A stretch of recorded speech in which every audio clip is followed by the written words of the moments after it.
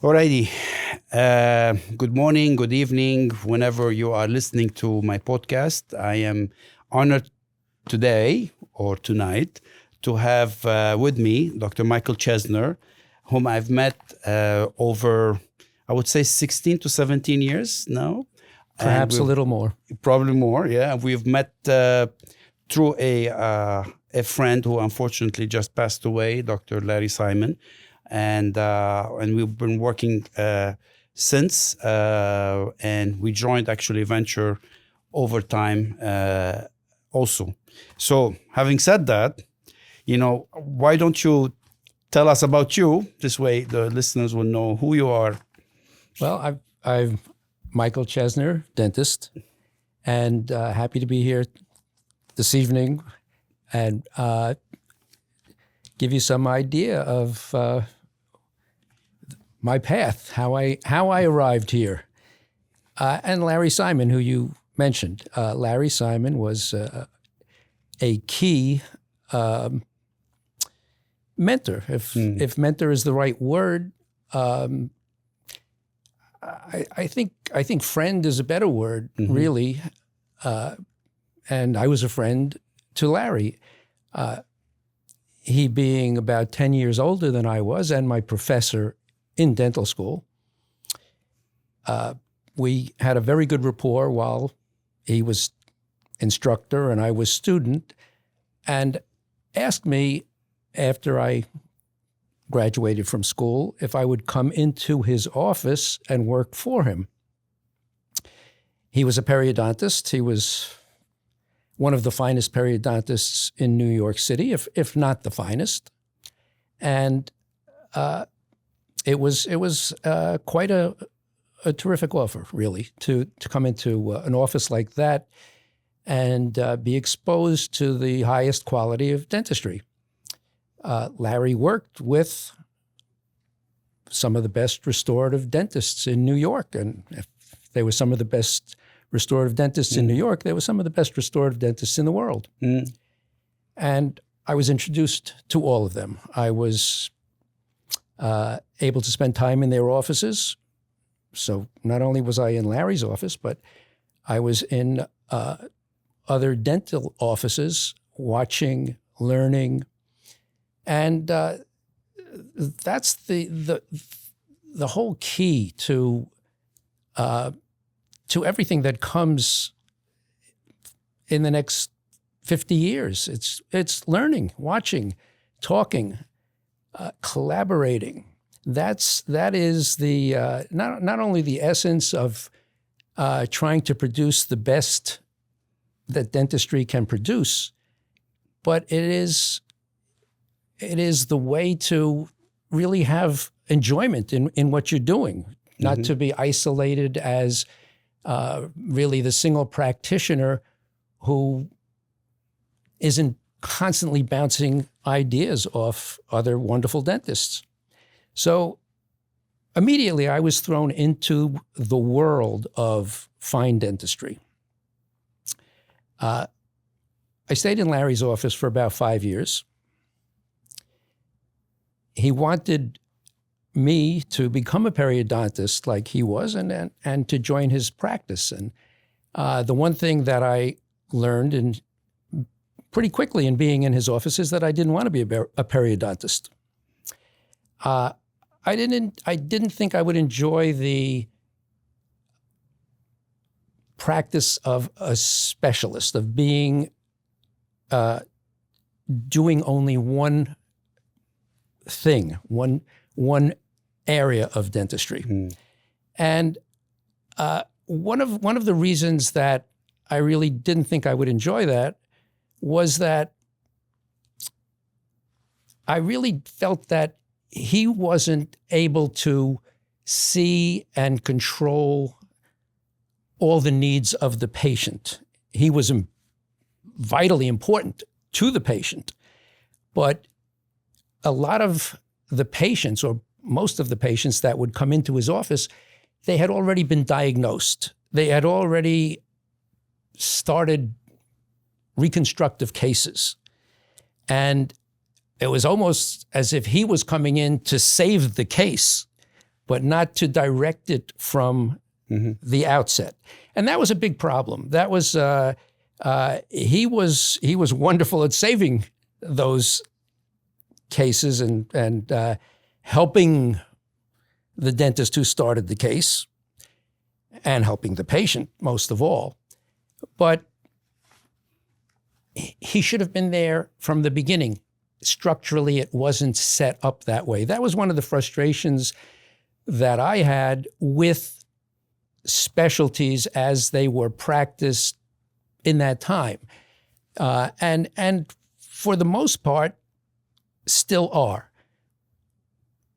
It's very interesting that that's the way I started and wanted to be part of the diagnostic aspect of the case, the beginning, and knowing that we need specialists, endodontists, periodontists, orthodontists, whatever the particular case called for. But it had to be set up properly from the inception. In the beginning, yes. And that's really not the way it was being done in that time. The best I could do was say, I want to be a generalist, and I will diagnose the case, but I will not start the case until I go over it with other specialists if I think that they're going to be required. And that was done where I would call someone like Larry and say, Larry, I have this patient. I need a periodontist involved in this case. What are your thoughts? Before we get started, what are your thoughts? He would help, therefore, diagnose the case. He might say, I might say, we also need an endodontist involved with this work. Well, then that dentist would be brought in, again, before we started something. So we wound up really, for many years, practicing some wonderful dentistry, as a team. But it was not a formal team. And sometimes there would be difficulties in communication. This is all very interesting to me, in fact, because I saw my path of dentistry continue that way for many, many, many, many years. And probably about 5, 6 years ago, 7 years ago, you came to me, and I knew you as a periodontist, as a wonderful periodontist, one of the finest in New York. Again, one of the finest in the world, if you're one of the finest in New York. Thank you. And we had patients in common, worked on cases the same way I had with Larry and with other specialists. And you said, I'm forming a group. I'd like you to come in. And I said, I'm not interested. At that particular moment, I wasn't interested. I wasn't sure that I was ready to make a move at that point. And I watched for a few years what you were doing, and I saw that you were assembling a team of the finest dentists in New York. True. Other periodontists, endodontists, prosthodontists, and these are all dentists who I knew extremely well, who I knew before you knew them, of course. And I worked with all of them because they were the finest in New York. And as I saw this assemblage, it started becoming very interesting to me. And again, you called at some point 4 or 5 years ago and said, are you ready? It's true. And I said, this is a terrific opportunity. This is what I've been looking for, actually, for my whole career. So to start off at the inception of my career, feeling that there was something missing, not even fully knowing exactly what it was or how to build it, but I knew that there was something out there that could be better for dentistry. And now, at this point in my career, to find that you are creating this, it was just a miraculous thing that could happen to me, that I could have the opportunity to join this group of spectacular dentists. And one of the best things was that I was going to move into a new office with somebody I've known practically my whole life. Yes. So I was thrilled about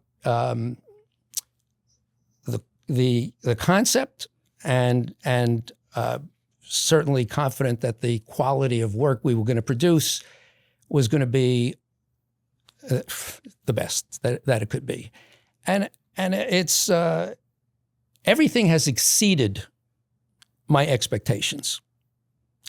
It is working so well because it's not just even a group of dentists who are all wonderful dentists referring patients to each other when one can do part of what is needed better than another. But we are constantly, continuously, every day having discussions about how would you approach this? Do we need to do something different here? We add a laboratory in the group. We can bounce things off the lab technician who's right there, who can see the patients. It's not some remote laboratory. There's a laboratory right in our group. So it's not a day that goes by where I don't ask 2 or 3 other dentists within our organization for some advice, because we're constantly learning. And I don't care how many years anybody has done this, we're constantly learning. We're constantly learning because every case is unique. Every patient is unique. Correct. So I will speak to Laura and ask her, how would you approach this? I will speak to Sherman. They will ask me, and this is back and forth, and we'll call Barnett and say, this patient might need root canal treatment, but before we do that, we have to know, can we really save this tooth? So we need Edgard to see the patient at the same time that Barnett sees the patient. Mm-hmm. So the patient gets this unique treatment where there's multiple dentists who can look with different specialties, who can look at the patient at the same time. And sometimes one sees things from a little bit different angle that winds up being more important to the success of the treatment. This is a pretty unique environment that we are working in. I like to think to myself that we are like the Mayo Clinic. The Mayo Clinic is the pinnacle of medicine. Mm. And why? Because everything's in one place. They have the best of every specialty in medicine that you could ask for. But beyond that, what we also have that the Mayo Clinic has. We have continuous education. I don't mean taking a course at the Dental Society, which we all do by requirement, but we have continual scheduled meetings where, besides the everyday back and forth with the dentists in the various locations that we're involved in, we have scheduled meetings for the specific purpose of reviewing cases, the dental treatments that are available, something new that somebody saw, different approaches. So we besides speaking to each other every day, we have actual days where we're scheduled to learn, and that just keeps us even more on our toes. And we want to be on our toes. Everybody in this group wants to be at the forefront of delivering the finest dentistry that can be delivered. And that comes from your concept, the top. We not only have this continuous flow of education, but we are also educating ourselves together how to deliver the education, whatever amount can be, to the patients. We can only produce the best dentistry if we have an informed patient. That is one of the things that we do unbelievably well. We take the time to present the patient with understanding what their condition is, how we can help them, what the choices may be. Sometimes it's not just one way. Sometimes there can be choices as to how to approach a case. And we know that we're not just dictators coming into a patient and saying, I'm doing this. No, we want the patient to understand. Patient can be involved in making a decision as to what we do, because the patient, if they understand, they're going to maintain their dentistry. We don't want to do dentistry that is wonderful and then the patient goes off with the same possibly bad habits that they had for the first 40, 50, 60 years of their life. The way they came in, yeah. So we educate the patient. And to a patient, they are so happy for that. They are so comfortable for that. We talk in this, especially in this day and age where there's media advertising and all kinds of public relations that is thrown at people. Well, they don't understand. They don't know what they're looking for, what they're getting, but we take the time to make sure that they do. Mm-hmm.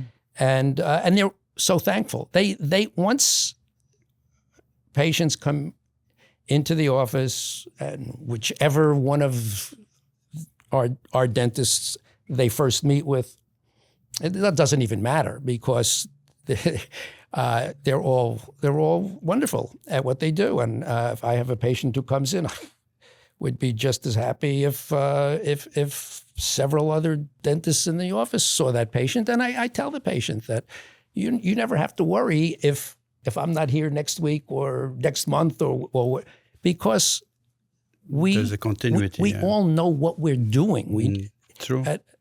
Someone else in the office is wonderfully competent and knowledgeable about your case, not just knowledgeable about dentistry, but knowledgeable about your case. So this is the interesting thing that I've gone in a sense my path, And I always think of dentistry as part of a path. My life is a path.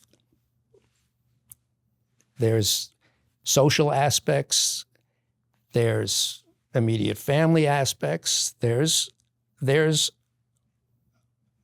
work aspects. I don't even like to call it work.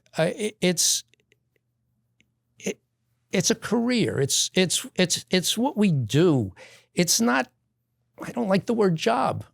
It's a career, and we take pride. When I say we, I don't know. I don't speak for all dentists. We take pride in what we do. We take pride in having this career. We take pride in delivering what we can to patients. The care we give them. I love the word care. We care for patients. It's not a job in the strict term of definition it. Yes, of the True. word. So my career and is just a part of my path.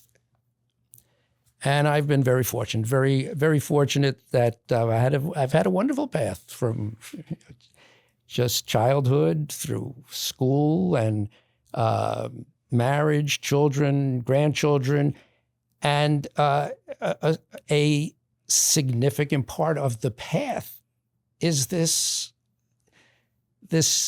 dentistry, this continuum, and to find that now I'm part of the group that is the Mayo Clinic of Dentistry. Thank you. Wow, that was beautiful to hear from you, because we've never had this kind of moments to discuss that part of the Right. After we joined each other and all of that. That's wonderful to hear, and I'm surprised. I want to make sure that people understand that that was very from your heart come up, and I can tell it. And the truth. It's You beautiful. ask a question, and I didn't. Yeah. I didn't think of anything beforehand. I just this is true. This is the path. Yeah. This is the answer. Yeah. I mean, what I love about your time, your career, you've witnessed a huge transformation in the dentistry, and I came also into dentistry at the turn of where implant came in. You practiced before the implants came in, and then I saw that part, and the implants started coming in. You've witnessed it all, from where we had no choices for patients to having a lot of options and transformation in their life. And that's what I love about a person like yourself who have seen those two things. And the newer dentists take it for granted that they have a solution now, but before we didn't have it. So how did you adapt to it? Like, it was new, you were in the middle of your practice, you've been comfortable doing things, and all of a sudden this tornado, the dental implant, came in, and you had to learn it and adapt to it. Adapting Was very easy. Mm-hmm. Adapting is I'm not even sure adapting is the right word. Mm-hmm. There's a transformation. There's new methods. When we are practicing dentistry, we are practicing the state of the art today, the techniques that are available to us today. But the best of us is always thinking about tomorrow. We don't know exactly what process, what procedure, what technique, what instrument will come along tomorrow. But if we are really thinking and good about what we're doing, we're looking for that transformation. We're looking for that transition because we know that there are limitations even today. We haven't reached the end of the line because we have implants or we have 3D scanners. We haven't reached the end of the line. There's more to come. And that's why the transition it's a transition. It's not an adjustment. So we're practicing and patient loses a tooth and we have to make a bridge. And we don't know that implants are going to come by and be successful.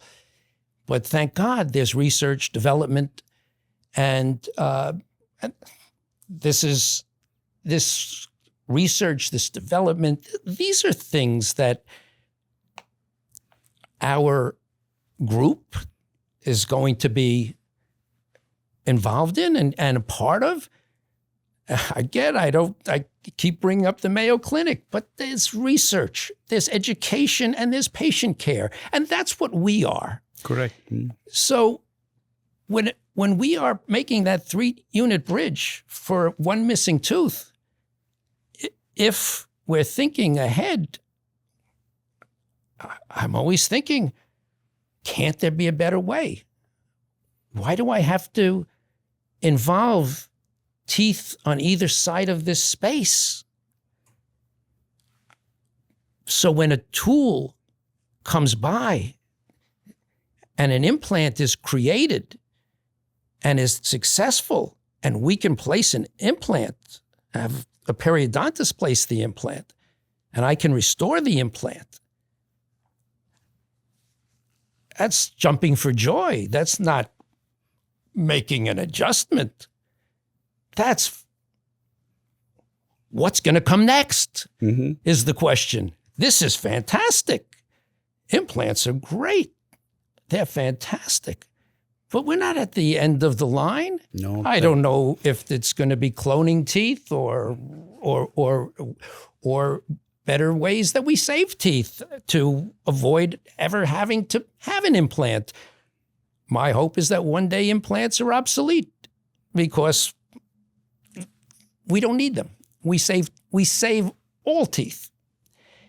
And I think it's a long way off. But there's constant improvements, constant change from when I started practicing dentistry and we were doing amalgam fillings to composite, to porcelain. Now we have other materials that are stronger than porcelain. Yeah, it's not an adjustment. Yeah, it's you're waiting for it. I'm waiting for it. I don't know. I don't know. Look, you know, even yourself. Remember when we talked about one of the study club that we used to have when I brought in the digital impression. You remember we brought these guys to fly in to give us the lecture. I'm talking about in 2014 or something, and that was also a big thing. And I remember we have the conversation. We had Bob with you, and how you can, and at that time was a new thing, and now everybody has that digital intraoral scan and stuff. But it's true. It's we're still looking for what's next, and being open for it. And I love the fact that you disagreed with me about adaptation. The contrary, is it should be espoused quickly. Otherwise, how can we progress? Right. Yeah. So for the young dentists that they're listening,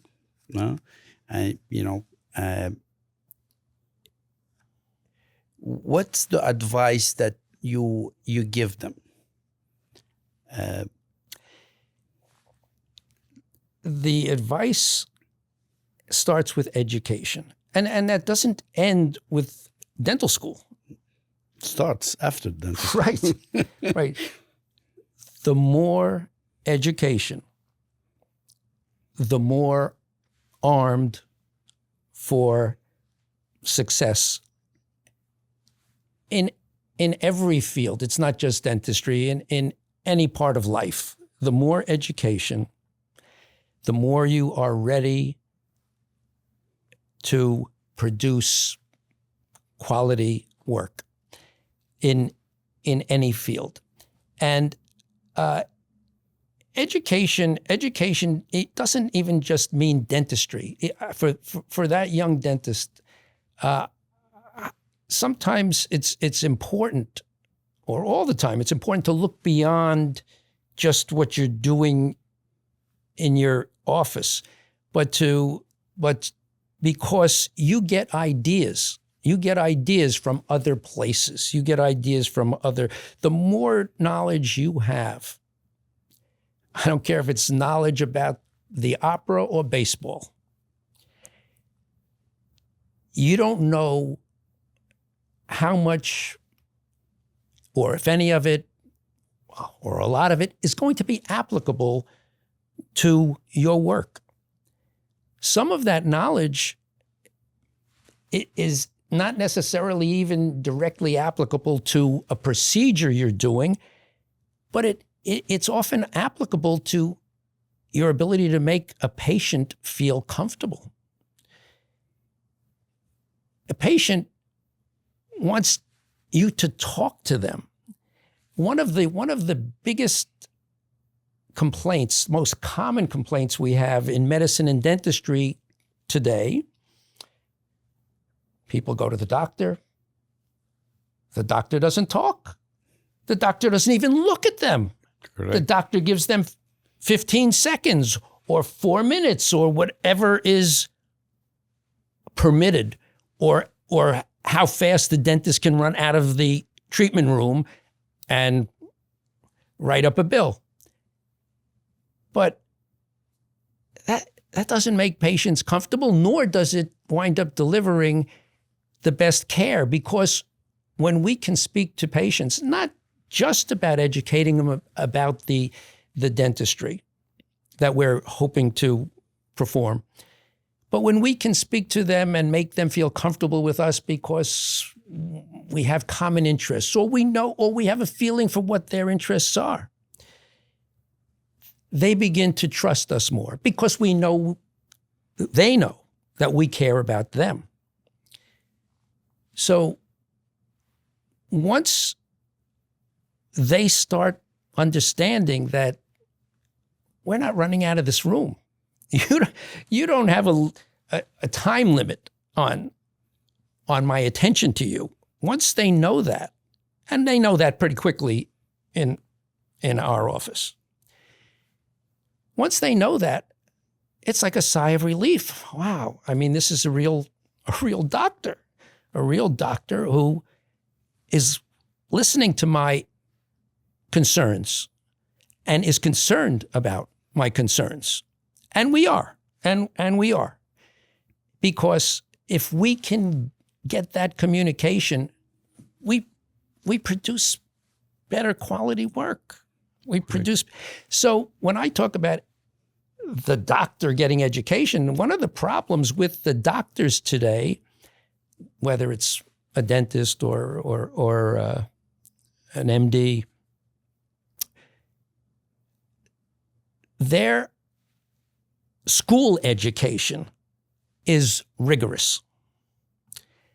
Many of them are so focused on getting that school education and succeeding at it because grades are so important.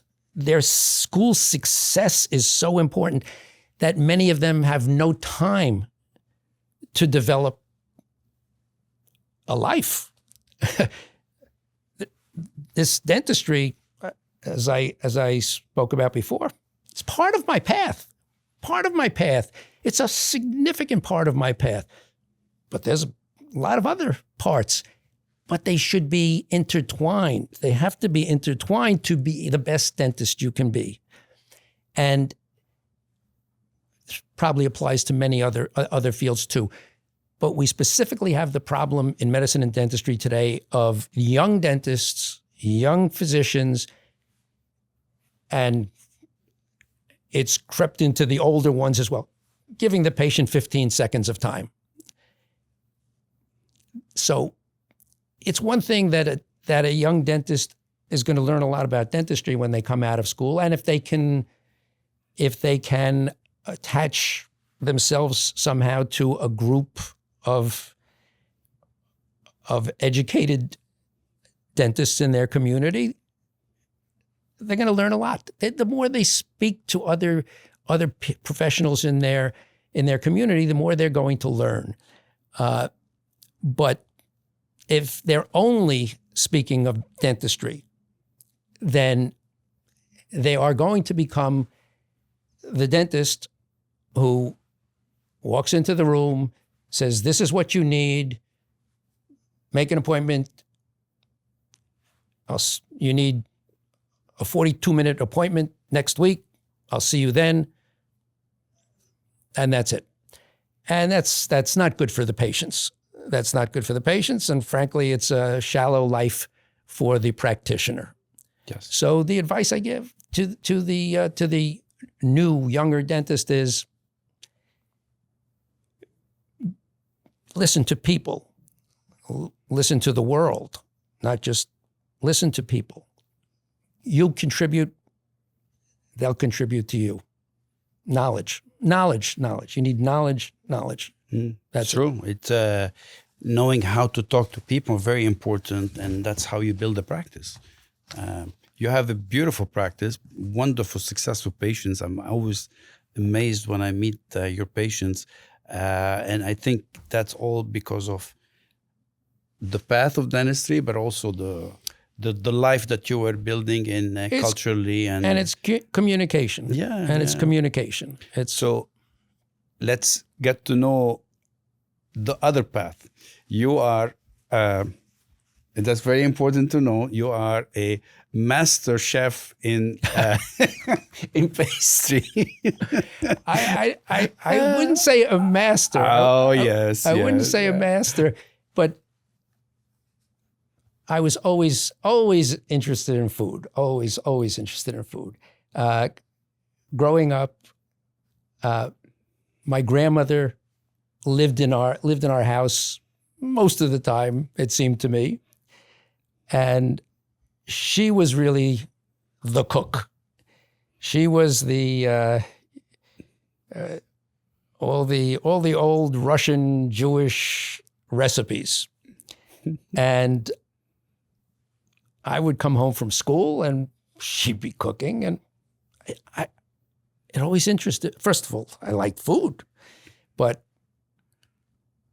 I wanted to know how it was made, what went into it, and that kind of curiosity for what she did, because she did it with the goal to make something as perfect as it can be, So it was the best of this, and it was the best of that, and the best of these ingredients, and the best of those ingredients. It wasn't just, we need something to eat, put it on the table. No, it was an art,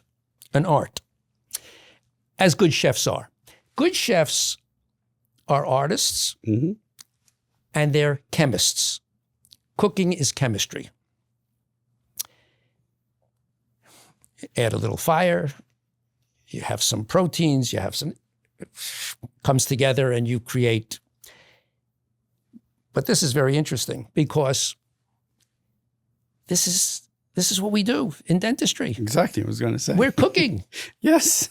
We're cooking. We're perfecting how we can arrive at the best treatment, best care for this patient. A lot of thought goes into it, and the best of skills have to go into it. It's a taste, it's an art, It's an art and it's a it's science. a knowledge, it's a science. It's an art and it's a science. That's why I wanted to bring it, because it's so interesting. When I see you talking about how you're making and you take pictures of them, and not the dessert that you cook, tarts. it's art, and I think that's what makes you also a skilled dentist, because you have that craftsmanship, that science, that curiosity, that improvement that you have in you, and that's how it helps you. Yeah, there is a strong parallel, and just even though I make a wonderful tart, I am always still thinking, could this be better? Could this be changed in some way? And that's the development. That's the development that we constantly are looking at when we're treating patients. How can we improve on this? There's limitations. We who are striving to do the best are always annoyed by those limitations. We want to produce it. We want to produce who God, if there's a God, we want to produce what was produced. We worked on a case several years ago. It's like I will never forget this case ever, because it just one tooth, one front tooth implant that you placed. I know what you're talking about. But it's hard enough to place that implant in the perfect spot when we're talking about one front tooth.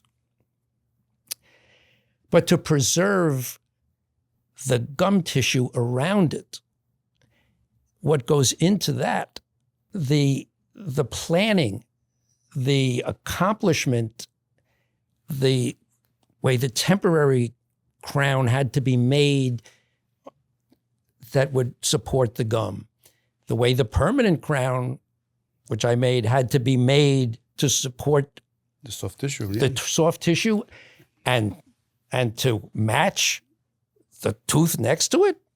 This was like creating what no one and dealing with the patient too, because that patient was very particular and very nervous.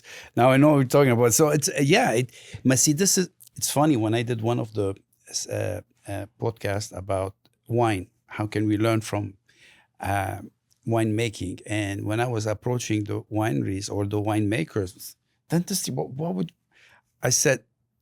You take a living, the grape is a living organ, and you are turning it into even something better, which is the wine. And people don't know how much it takes to make wine, exactly how you described how the chef makes the cook. And that's what we do to make something as a product too. It's a lot of science, art, and craftsmanship. Yeah. And we can't do that if we're not part of the same team. We can't do that. Yeah, it's such an advantage for the patient that we are so used to it that we take it for granted. But it's a very special thing, because building also the trust and understanding each other quickly and knowing what we can do. It's really fascinating. So I loved how we moved into it. I don't need to ask questions. So, but also you are a big golfer. I mean, not a good golfer though. But I don't know about that. But I hear that you're a great golfer. So well, you hear from Barnett because well, he says he's a great one. So really, it's and that's what I love, that we take in for a young fellow who wants to do dentistry, women or men or whatever, and they want to learn things, not only dentistry, what they can bring from the other thing to improve themselves. So basically, if we can summarize what we talked about, is having a group where you can bounce back ideas and have groups to learn together with them, and that's our advantage. And two is being open to new things coming to you and learn them. Don't be afraid of learning, right? And it's quite the opposite of being afraid. We're striving dying. for it, We're dying for the next Yeah. piece of knowledge. Indeed. Give us that knowledge. And be open culturally to learn and communicate with your patients and build that relationship with them, because that's how you build a practice. That's what your patient come back to you, because you're human, and they connect with you, and they'll talk to you about golf, or they'll talk to you Absolutely. about your cakes, Right. you know, and you learn from them, and they learn from you, and stuff like that. Constantly learning. Yeah. So why your generation were a lot of golfers? They love golf. I was originally, well, when I was a little kid, I was a baseball player, but No, that I didn't know. but in probably starting in college, I became more of a tennis player, and I loved tennis. I played a lot of tennis. I played with Larry Simon. The first time he ever played tennis, I played with him. Oh, He didn't know anything about tennis, but so I played a lot of tennis, and I liked it. For me, I can't necessarily tell you why everybody else plays golf, but for me, what is so much better about golf than tennis is the camaraderie. When I'm playing with 3 other people, we're playing the 4 of us, we're hitting a lot of golf balls, maybe too many, but the enjoyment is more who I'm with and the conversations that come up while you're between strokes. It's the boys. It's just having a group, and tennis is more of a loner. a loner, correct. You're I a have to say, loner. yeah. And even if you're playing with a friend, you're battling the friend. Correct. When I'm playing golf, I'm battling the course. I'm not battling my friend. I'm playing against the course. It's true. When I'm playing tennis, I never really enjoyed battling my friend. I used to play at least once a week for probably 30 or 40 years with Vogel. We used to play tennis about once a week. And he was a very good tennis player. Typically, if we played 3 sets, I would be winning at the beginning of each set. I might be up 5-3. Most likely I would lose that set. I never wanted to beat my friends. Yeah. Okay. The beating of someone that in the game. I loved the game. But you don't like the competitiveness. I didn't like the competitiveness. Yeah, true. I liked the camaraderie. I didn't like the competitiveness. I just and Vogel, he liked the competitiveness. I mean, he liked the camaraderie too. We played together for 40 years. But he liked the camaraderie, but when it came to the end of a set, it mattered to him. I didn't care. I just liked being with a friend. But when you're playing golf, it's the camaraderie. Correct. Yeah. No. And I can see it in you. It's like you like the friends, and you're very loyal to your patient and to your colleagues that you worked with them over all the years, and And I always admired that about you. And so now, if you want to give an advice for not a young person coming in, but a contemporary or younger, and that they are looking to cut down or retire or whatever we call it, what would you tell them? Because they're struggling right now finding somebody, especially young generation, are not buying practices anymore. No, the economics of the way practices are transferred in recent times has changed dramatically. Historically, for 100 years, it was common that a dentist might be looking to stop practicing dentistry and would take in a young dentist who he would mentor, groom to take over the practice, whatever the financial arrangements might be. But the economics has changed so dramatically, where we now have students, first of all, coming out of dental school owing hundreds of thousands of dollars. It wasn't like that in the old days. The debt that these students are carrying, they can't even think of buying into an office. They can't think of taking another loan. Nobody would give them another loan. First of all, they owe so much money. No, they're not a good risk. And so, on the one hand, there's been a big change in the nature of that young dentist and what they can afford. So they're the buyer, but they can't buy.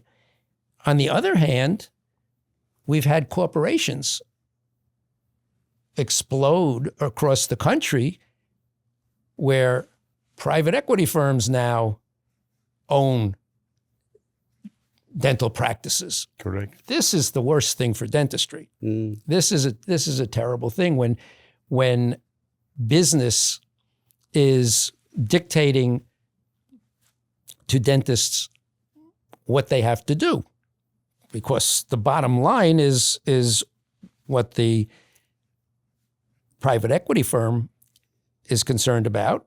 Not that everybody doesn't want to make money. Every dentist does this because they'd like to make a living as well. But the restrictions that are put on that practice because it's run by that corporate entity leads to such professional care as you get 15 seconds with me, or 3.5 minutes, or I have to do this procedure so quickly that I can't even think about an alternative treatment plan. I don't have time to discuss this with 4 other dentists to see what's the best for you. This is what we're doing. So the quality of dentistry that's delivered more and more today is run by a business. It's stamping out dental work, not necessarily caring about the quality. Right, yeah. It's the same. And this has happened in a lot of industries, of course. A lot of industries. It's not just dentistry. You can't get the same care if you go into a pharmacy.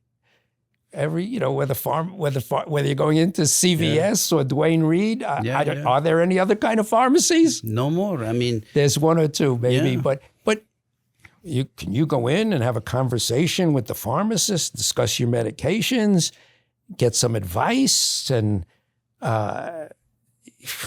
you go into the pharmacy. This is it. Everything is computerized. Everything is Yeah, we don't even call the dentist anymore for the prescription, or No. we talk to them. Yeah. No, so every business, whether it's McDonald's or Burger King or CVS, it's just or now medicine and dentistry is being gobbled up by corporations, and they don't necessarily have the best interest of the patient in mind. Mm-hmm.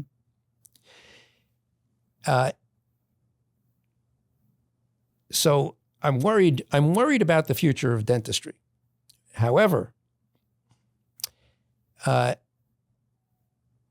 if I'm not worried about the future of the group that you have established, because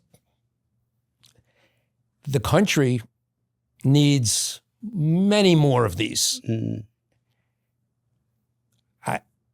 Very few people could do it, could put it together. It's very difficult. But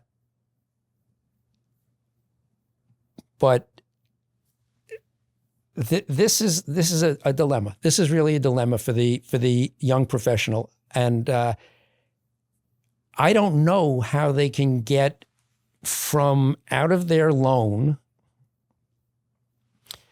out of the clutches of that DSO. I don't know how they can get out of there to transition to the private practice. And they don't have the money to buy into the private practice. The older dentist possibly wanting to retire, his best buyer is now that DSO. So he can't make a deal with the younger professional who can't even get a loan. Yeah. So his market is the DSO. Mm-hmm. And that's why it becomes more and more and more and more in that way. So I just I know that your group will continue for past your lifetime. Well, I'm hoping. Way past. Hoping, but that's how we build it, that we get the continuity of care for these patients, and we all care about it. Will them. Yeah. it will, and it will grow. It will grow. By necessity, it will grow, because there's going to be more and more patients who are clamoring for this type of quality. treatment. Correct, yes. And there's less and less and less and less of it, if any of it. Mm. I mean, there are some good individual private practitioners out there, but to be able to get the care where all aspects of dentistry can be in one group, that doesn't exist. That doesn't exist in this high quality type of practice. It doesn't exist. So there's going to be just the difficulty, in a sense. And I'm going to be happy to see this, is just the expansion of this, and finding enough high quality dentists to care for the patients who are going to be needing and wanting this kind of treatment. So I wouldn't be surprised if not only the New York organization you have and we have it expands, but this is a model that should be repeated throughout the country, throughout the world, whether you carry on and do that in other areas of the country. Nobody would know better how to do it, but it's a matter of how much you could take on. Yeah, no, I'm happy with what we achieved for us, Yeah. and I hope that I hope that other people will be excited about this idea and they can make it on their own for it. That's why I wrote that book. But on that note, I now I have to say something to you. I want to thank you for your trust that you put in me, because it's not an easy thing. That's your baby. You grew it. You build it. Time. It was a very easy thing. Yeah. No, you're wrong. Just like I said with this adjustment that you said with the advancements in dentistry. This is not an adjustment. It is something that I was waiting for my whole career. Nice to hear, though. The opportunity to have a group of the finest dentists in New York. Yeah. Well, thank you, Michael. I think it was a great podcast. Don't you agree with me, DJ? We talked a lot of interesting things. This young man always listens to the stories, and he sits quiet over there. But I like to pick on him every time I'm talking here. So thank you, Michael, for making the time and for that continuing the journey with me. And I look for more happy days together. I look for many days of this journey. All righty.